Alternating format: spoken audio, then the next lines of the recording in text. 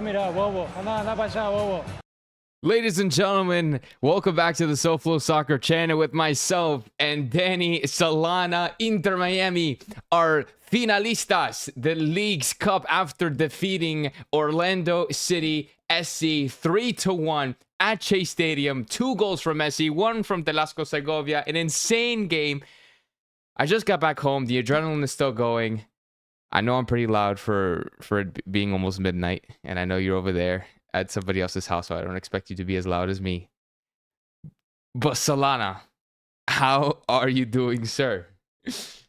Oh my goodness, it was an absolutely insane second half. The first half, well, I mean, we don't really have to talk a lot about the first half. I think Inter Miami should have gotten out 0-0. Unfortunately, they gave up that one goal towards the end of the first half. Yeah. But, I don't know what Javi Morales said to the team at halftime, but I don't know if it was him or if it was Messi, but it was an entirely different team in the second half.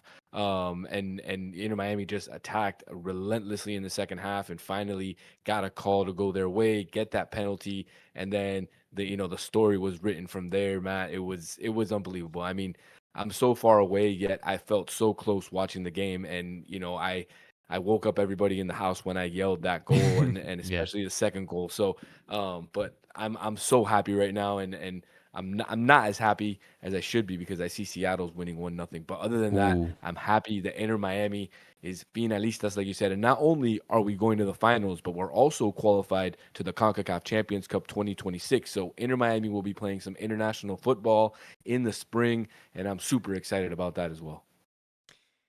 There's so many takeaways from this game. Oh my God. Like you said, we're qualified for Champions Cup next year. We're into the finals, and as of right now, our opponents are going to be Seattle. Is it still first half?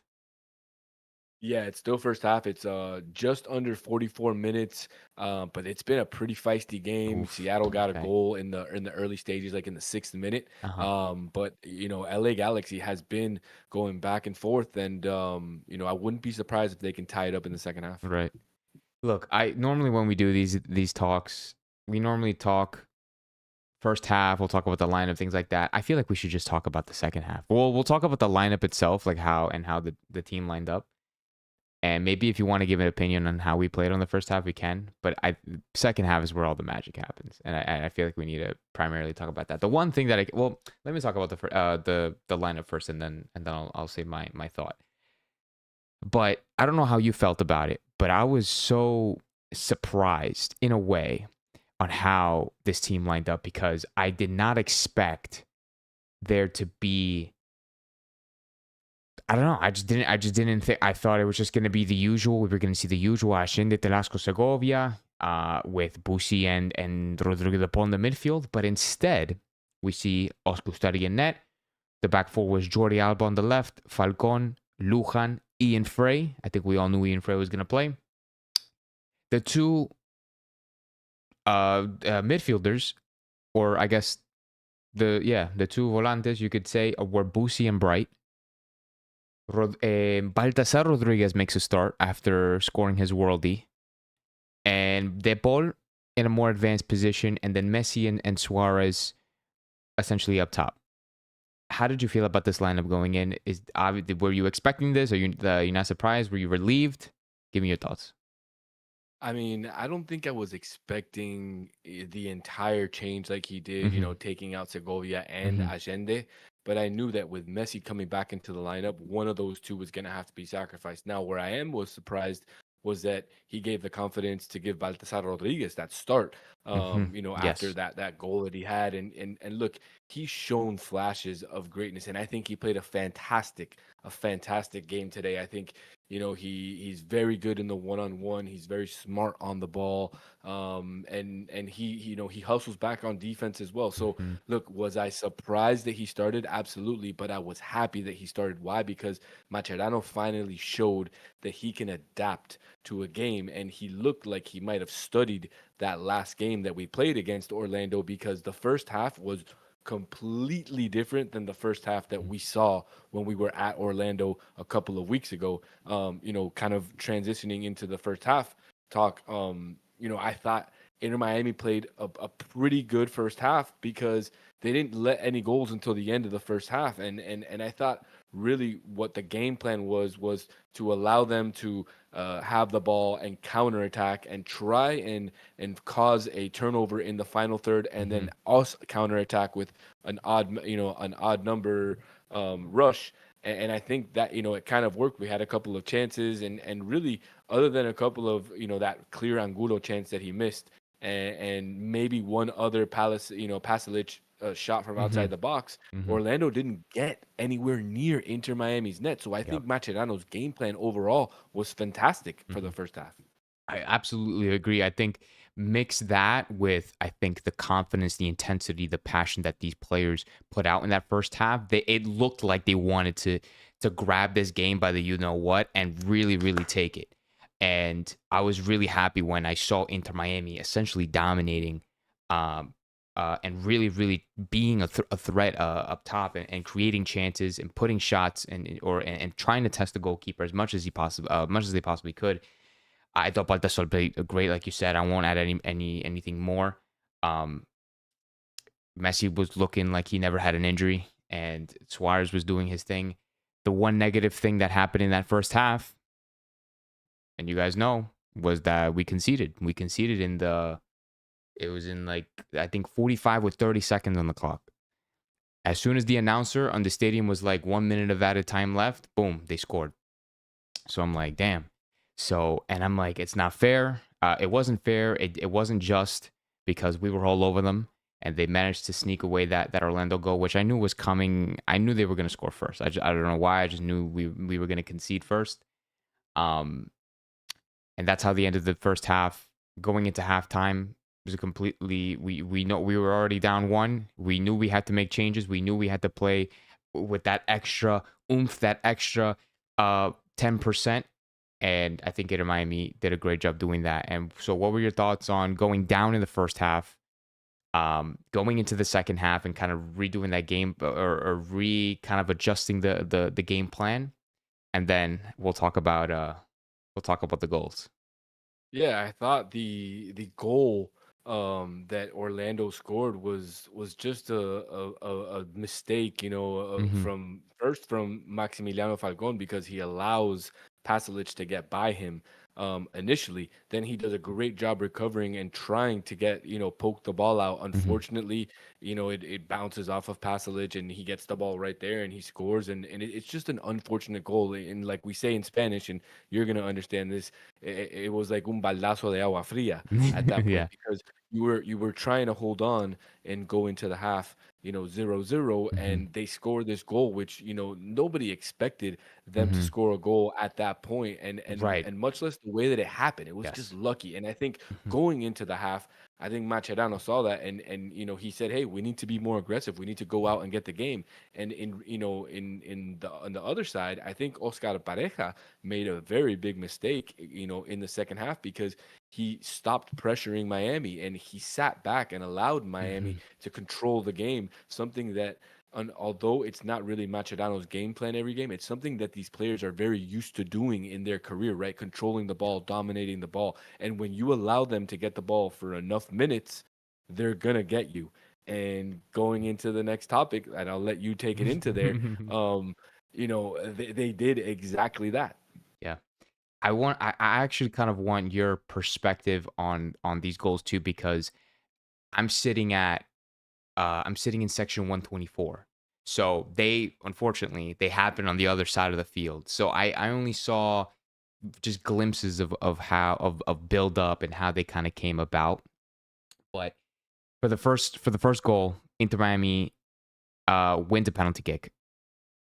I want you. How it was a what was it, a handball, or like how was the penalty kick won? Because I saw that from my perspective, I saw a yellow card being given, and then he sent off one of the defenders. But we didn't know exactly what or how that happened. So can Right. you like So paint that picture basically, for me? Yeah, basically what happened was it was a beautiful center by Jordi Alba, Hmm. and Tadeo Allende is going for the header, and while he goes for the header, he gets shoved in the back by the Orlando City defender, and Okay. essentially causes the penalty. Ah. I believe that the defender was Jansen at that point, and then I Hmm. think Brekalo got the yellow card later and got sent off. So or maybe I'm mistaken. No, that was when he got the red card. So Brekalo was the one who fouled him, gets the second yellow, Right. gets sent off. Messi puts away the PK, but it was a clear foul within the Okay. box. I Perfect. think there was another foul that a little bit later in the Uh game huh. where Tadeo Allende goes for a header, and Galese Oh literally yes. And punches then he got Tadeo Allende in the yes. head. I do remember that. But but they didn't get called at all. It didn't even go to VAR. I don't know. I think at that point maybe the referee might have helped Inter Miami out a little bit because we haven't talked about the big controversy yet, and we will bring it up. The Sergio Busquets Uh huh. and Ivan Yeah. Angulo, um, you know, kind of controversy that everybody's talking about. But we'll get into that. Yes, no, we'll definitely get into that. But Messi scores the first goal for Inter Miami, tucks it away with ease, with composure, tied 1-1, 76th minute, and puts Miami back in the game. Now at this point, Inter Miami now feel a lot of motivation. They feel a lot of hype. The stadium was lively. Fans were chanting. Beer was thrown everywhere. Uh, and La Familia was loud. And there we in Miami have that spark again, that spark of belief. Um, when did the Boosie controversy happened right in front of my eyes, and as soon as it happened, as soon as Boosie or as soon as what's his name, Angulo, as soon as Angulo cuts in, I'm like, oh, Boosie's gonna get cooked right here. I see Angulo cut in, Boosie takes the leg out. Angulo falls. I instantly look at my dad. I'm like, this is a penalty. And then I look at the ref. After I look at my dad, I look at the ref. Nothing. He waves it off. I'm like, I didn't say a word for a whole minute. I didn't say a word for a whole minute. I had the most serious look on my face. And I was surprised that wasn't looked into VAR. And then I'm like, oh, maybe from his angle or maybe from TV, you just see Angulo diving. Maybe it was a dive.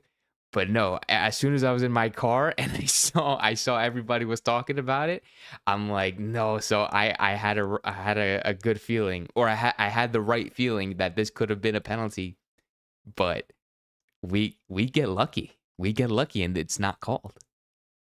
Absolutely. I mean, to me, and I'm here watching it on a big screen, and I saw Right. many instant replays. To me, it's 100% a foul. Now, the Hmm. question is it a penalty or is it not? Uh-huh. Now, some people, and especially if you're people who wear purple jerseys, are going to tell you that it 100% was Uh-huh. a penalty. But I think that the foul happens just outside the box on the Okay. 18-yard line, and that's why they couldn't go back to VAR and call a penalty because it Mm, wasn't. It was a foul that happened outside the box. So I think that that's makes why it wasn't sense. called. But I think it was 100% a foul. I just think it was outside the box. That would make a lot of sense because if that was the case, like you said, if it was a potential penalty, the VAR can view it on their own, but they can't recommend. But if it happened outside the box and they see that it happened outside the box in VAR, they can recommend that review to the referee because that doesn't fall under the. For anybody that doesn't know, it doesn't fall under the requirements for VAR check. So that would make a lot more sense. I didn't consider that in my head because literally from the angle that I'm looking at it, it just Right, looks you're inside behind the play. because I'm You're behind the behind the play. play, so Exactly. you don't see the box. Exactly. So Right. I'm thinking, oh my god, because Bushi was inside the penalty area, Angulo was inside the penalty area. So I'm like, I think the play is inside. So I'm like, oh my god, this could be a penalty, but no. Even if the referee in the moment did call a penalty, it would have been reviewed and it would have been called outside the box, most likely. So that at that point, but when did remind me because unfortunately I don't have timestamps. Remind me when this whole situation with Ashinde happened, because I remember clear as day in the moment when Ashinde, was this after the second goal or before? The The header the that header it was. with the punch, because if the I second think it goal was happened, after. I think it was after this, or no, before the second goal, it was because before the the second goal. second goal Okay, happened in like the 88th minute. correct. Okay, perfect. So we'll talk about that first, and then we'll get into and then we'll talk about the goal. The Ashinde. So the Ashinde moment, from my perspective, like I said, I'm on the opposite side of the field. I see the ball coming in. I see Ashinde going in for the header. I'm like, oh my god, this is gonna be a goal. And then I see I see Kagese coming in and absolutely knocking out knocking out Ashinde. I'm thinking I'm watching UFC, and I'm thinking another penalty is gonna be called. Again, there's a no call. Is this just as controversial as the Busi Angulo situation? Or was it like, okay, maybe 50-50, maybe this or that? Or did I miss something there, or what? No, you didn't miss anything. I mean, Okay, there was a perfect. hundred Perfect. percent. There was 100% Ah, contact between that's Gales's crazy, man. fist and Allende's face. That is Now, insane. a lot of people are gonna go back to the Busi Angulo and Uh-huh. point that one out, right? Because that's the one that unfortunately was the clearest one, Uh-huh. and that one would have changed the game because if they call that penalty, I believe Orlando City goes up 2-0, and at that point, it could be good night for Inter Miami. So I Yeah, think that's the more controversial one.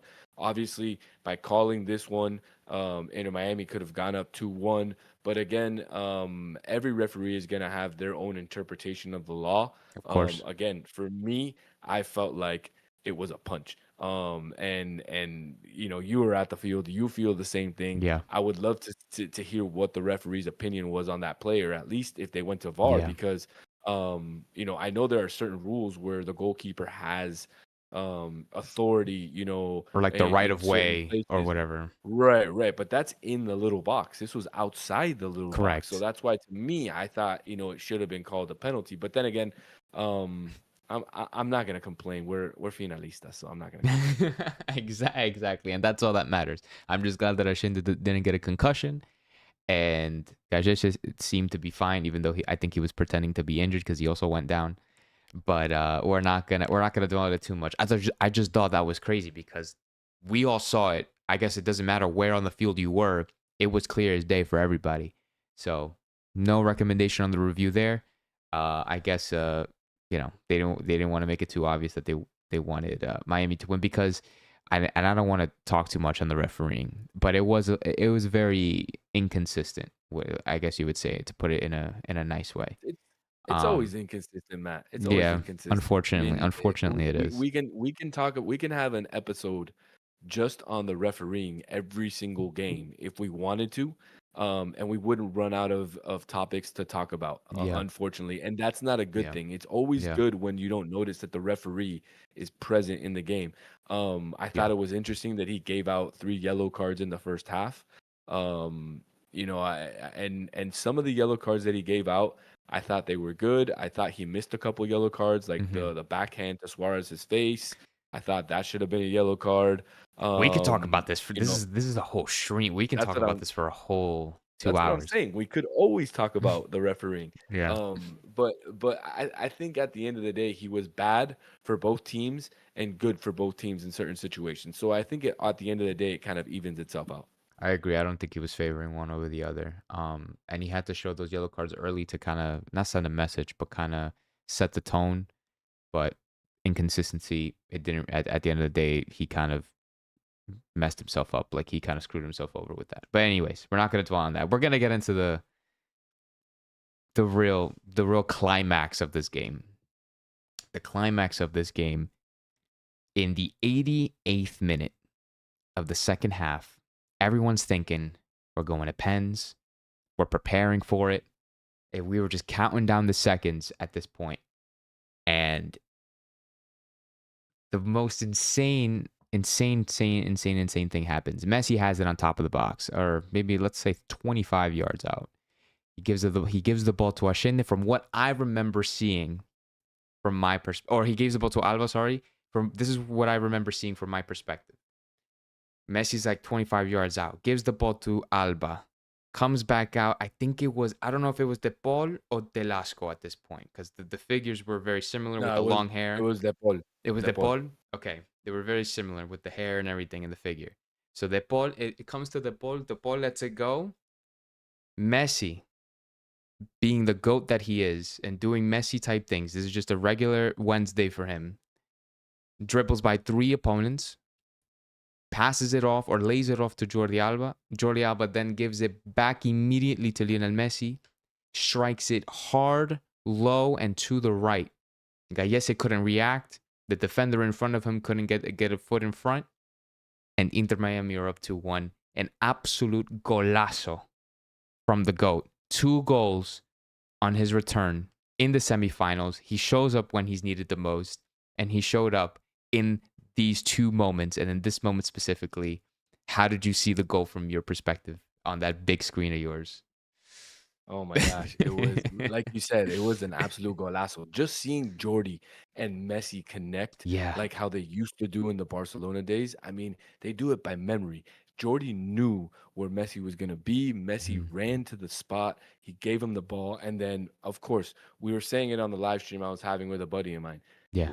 You know, Inter Miami needs a little bit of Messi magic. And that's exactly what he did, because he takes a defender and then puts it right to the left of Gallese and under. I mean, it's exactly what you expect of him, right? He shows up in the moments when you need him the most, and that's exactly what he did tonight. He showed up in the penalty, he showed up in the 88th minute, and then he showed up again when Inter Miami scored the 3rd goal, because he gave that ball. If I'm not mistaken, he started the whole play. Juarez ends up getting the ball from Talasco. Talasco gets it back, chips Gallese, and sends the Orlando team and fans back home 4 hours on the bright line, just like we like it. I mean, I was going to take them home for them. You know, I was going to take them all to the bright line, drive the bus. This couldn't have been more poetic. I mean, Orlando beating us twice in a row this season. Bad losses. I think we lost 3-0 the first time. We lost 4-1, a goal differential of 3 both times. We give them back to them, and we give them a taste of their own medicine and put 3 past them. And that Delasco goal was crazy too, from my perspective. I think, if I remember, he was all by himself. They were already down a man. He was all by himself on the left. He cut in. Am I going through this right? He cut in. I think he laid it off to Suarez.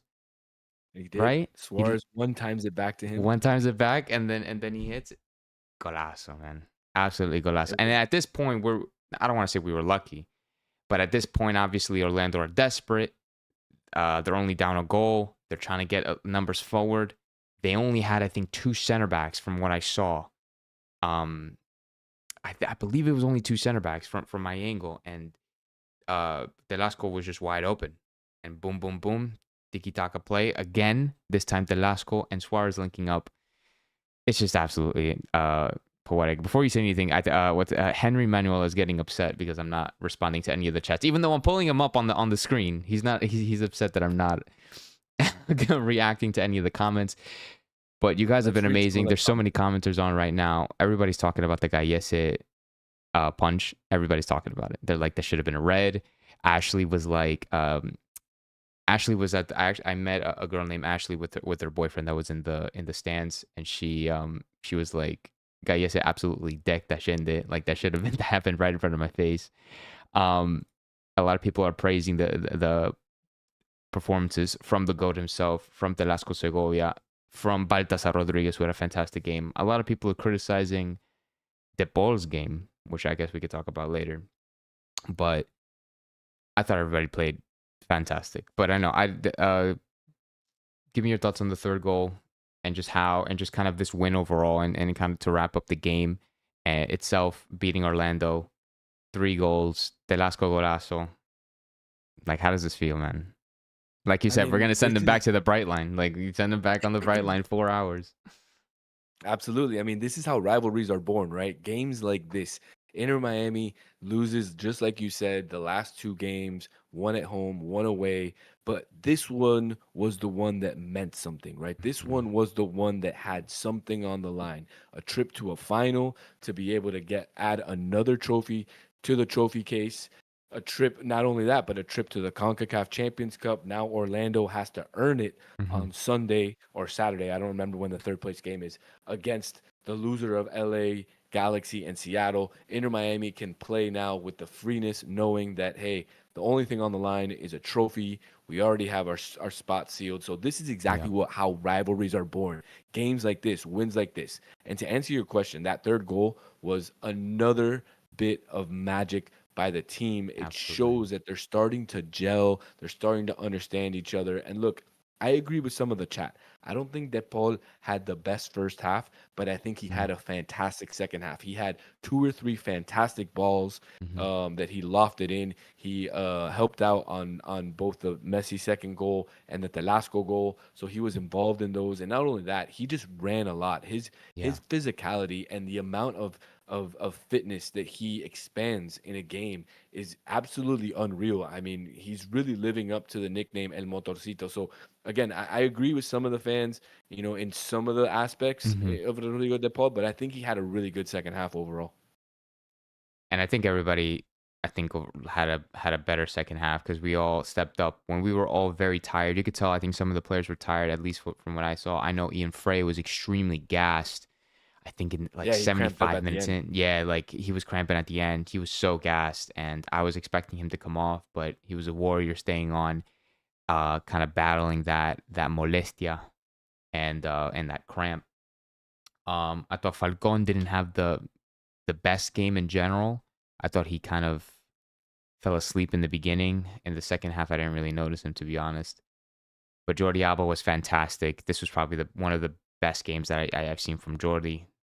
Obviously, Lionel Messi scoring two, Suarez doing his thing, getting the assist, providing for the team, being that kind of false nine to to help him out. And everybody's gonna criticize him, but he is still gonna produce numbers. And I'm just so happy, man. I'm just happy that we're finalistas. I'm happy we did it in the poetic way of beating our rivals after they slapped us around earlier in the season. But like you said, we beat them when it mattered the most, and tonight it mattered.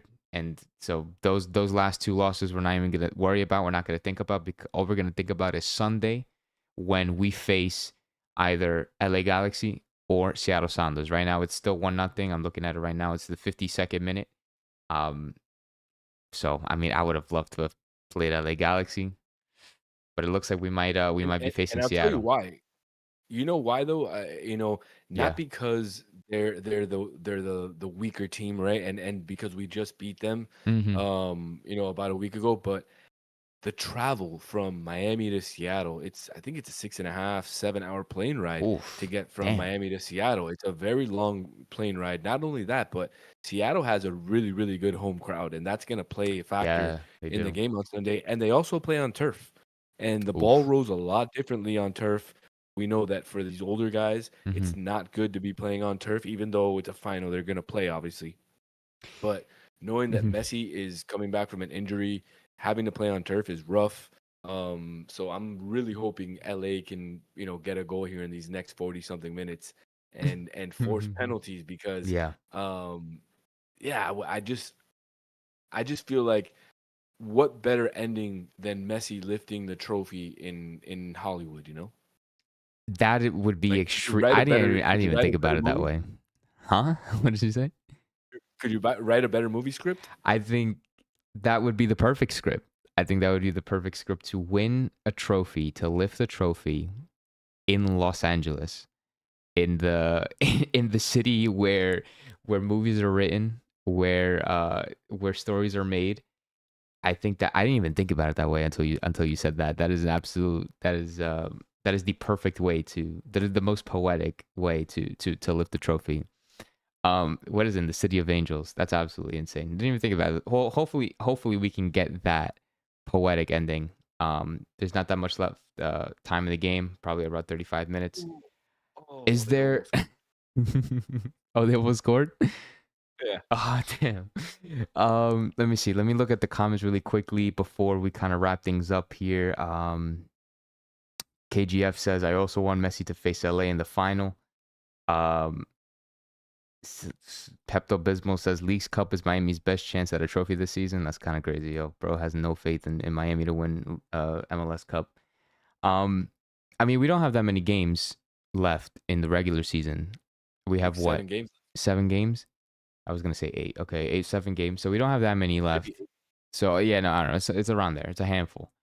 Um, where would you want to be seated I mean, obviously, you like wanna be top at the 4? top, right? At the You top, wanna of be at the course. top, If and it's you not the definitely top, wanna where would be you in. want like the highest possible? Where do you think we could be seated? Yeah. Like, do you think we'll drop that many games, or do you think we'll look at games as like, oh, like this one doesn't really matter?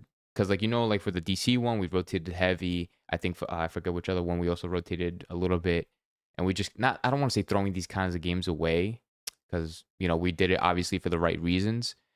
Um, but you don't think that's gonna happen anymore? You think we're gonna go 100% for these next 7, 8 games?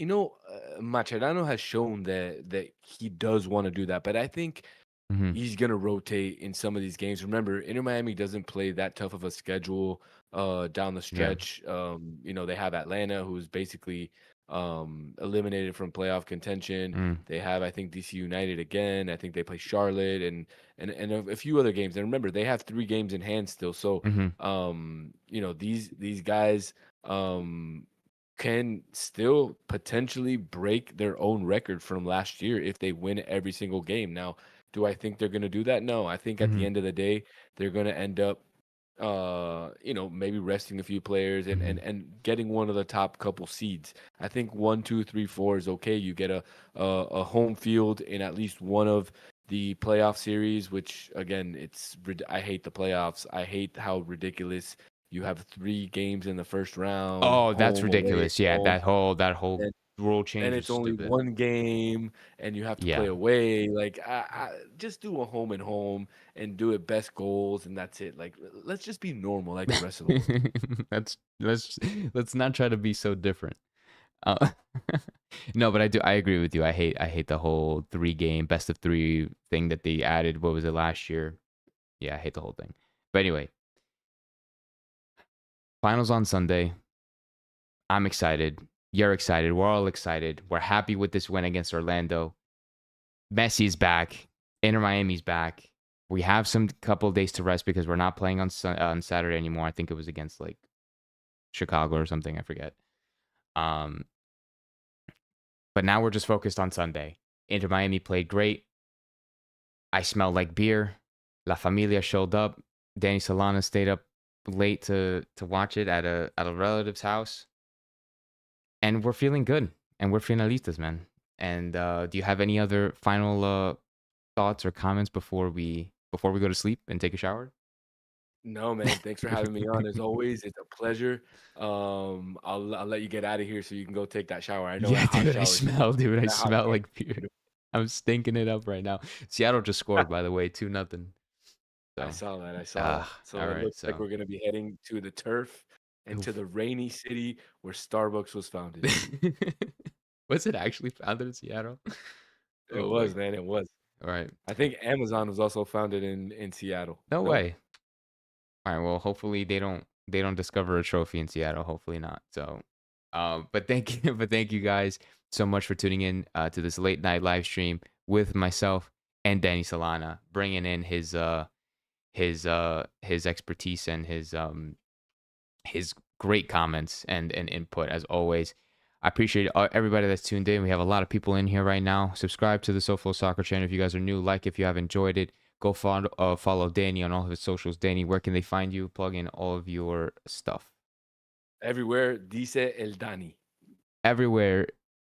That's not included in the app, by the way. Everywhere, meaning all social media platforms at Diesel Dani. Make sure to check him out.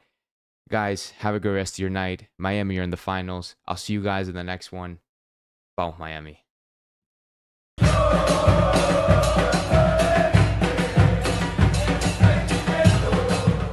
¿Qué mira, bobo? Anda para allá.